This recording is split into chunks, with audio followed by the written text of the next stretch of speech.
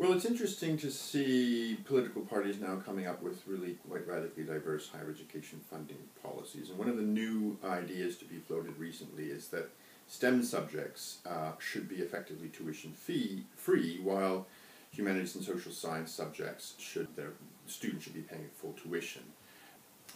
Now, the interesting thing about this is it seems to assume that we should be supporting those subjects which are most valuable to society on the one hand,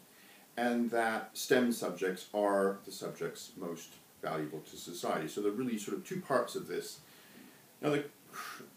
crucial thing about this first assumption is effectively that it's the opposite of the assumption underlying current UK higher education policy, the marketized version of higher education policy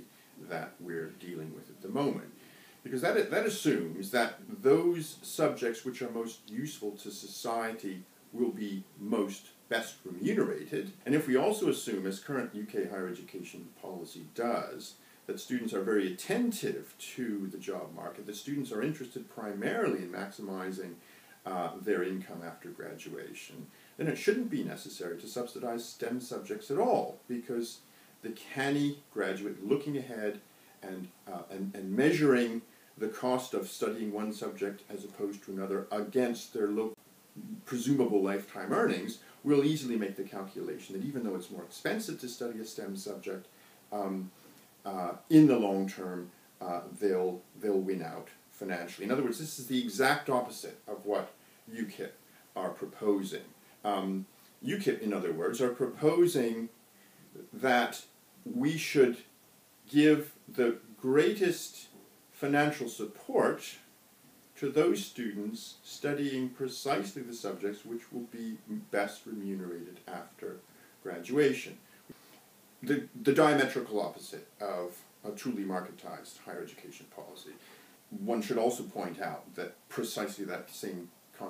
contradiction is implicit within our current funding arrangements, where in fact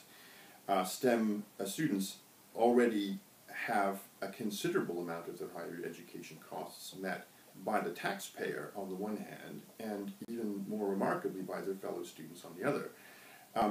Although students in the humanities and social sciences are expected to pay tuition fees, in fact, above and beyond what it actually costs to educate them,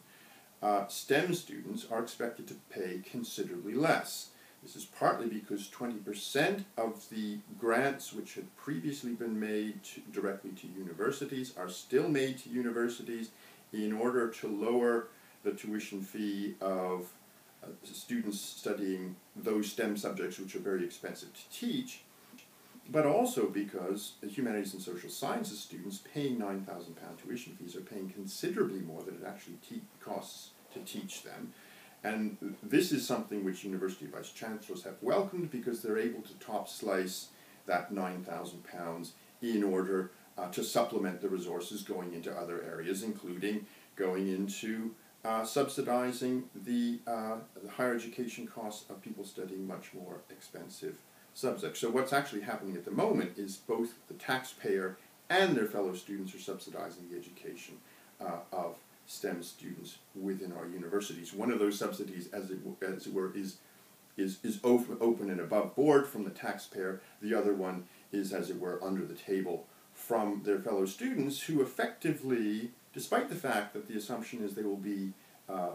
less well remunerated after graduation than colleagues studying STEM subjects,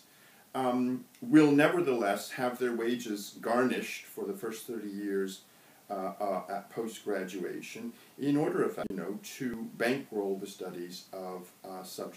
students studying much more expensive subjects.